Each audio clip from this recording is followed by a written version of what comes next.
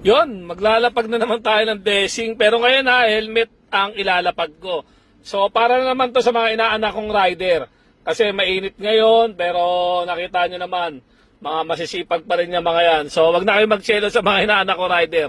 Sila na naman yung advantage dito sa paglalapagan ko na to. So ito, para sa misis mo, para naman matuwa, hindi laging kayo ha. So sa misis mo na lang to.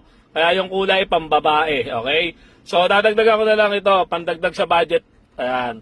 So ito, panggasolina mo. Ayan, diyan ko na lang lalagay sa loob ha. So ayan. Puntahan mo na kung malapit ka sa paglalapagan ko nito. Panoorin mo sa next video kung saan banda ko ito ilalapag. Ingat. God bless. So ayan, dito area ko na lang ilalapag. Kung malapit ka ngayon dito, puntahan mo na. Pero kung malayo ka naman huwag mo na puntahan para di ka na maabala.